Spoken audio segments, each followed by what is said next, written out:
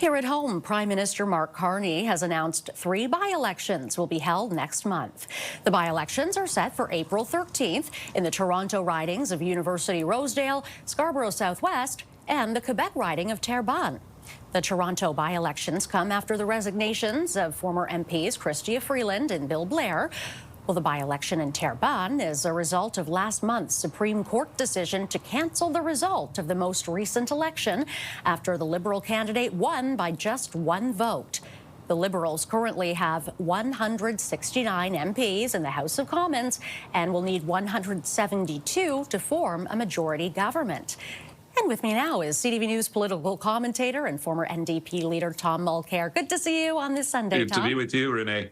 So 3 important by-elections called for next month. And Tom, if the Liberals win all 3, that could mean a Liberal majority. How do you see this all playing out?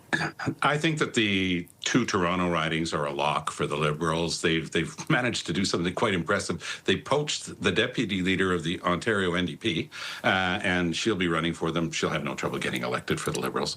And at the same time, Danielle Martin, who's a very respected doctor, is going to be coming in and taking the other seat. I don't see any problems on the horizon for the Liberals at all in those 2 by-elections. The Quebec one is trickier. Carney himself is immensely popular in Quebec. The Liberals overall are doing quite well. They should be able to take it, but it's going to be a terribly big fight for them. And the reason for that is that there's still a lot of very bad feeling about votes that were not counted in the last election. It was a simple human error. The wrong postal code had been given to people who were mailing in their ballots. And it was proven before the Supreme Court that people have been deprived of their vote. And that did lead to some really bad feeling. The other thing that the Liberals did not do is give profile to the sitting MP, who's now, of course, obliged to have a by-election in her own riding. So I think that those 2 factors might work against the Liberals, although, again, as I say, Carney himself is popular. And with the war waging in the Middle East, I do think that people tend to rally around the flag a little bit more. The Liberal numbers in Quebec are quite strong. So maybe they'll be able to hold on to it, but this one will definitely be a much tougher fight for them. Let's talk about that war raging in the Middle East. We saw Prime Minister Mark Carney's stance on the war shift this week from initially expressing support to days later condemning a lack of consultation with the UN or allies like Canada.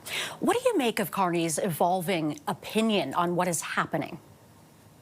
I think that we got, because you and I spoke about this last Sunday, right after he had made his initial statement, and it was so strongly in favor of Donald Trump's move in Iran, and he left himself no wiggle room. He left himself no room to talk about what has to be the end game, what should have been done before.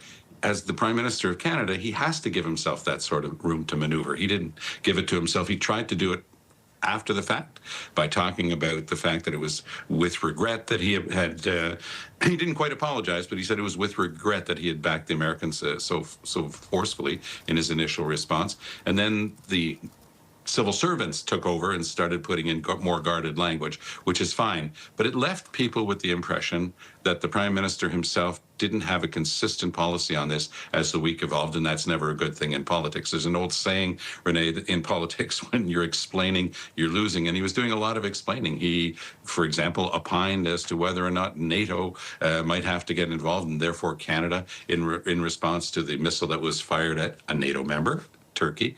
And again, it was a very long explanation. It was comprehensible because he's an articulate guy, but it was far too long, and it let people say, well, it's not clear. Are we going to go in? Are we going to be part of this? And that I think that they have to have the next week very clear messaging, which of course they did not have last week. Yes. All right, Tom, that is our time. Thank you very much for yours.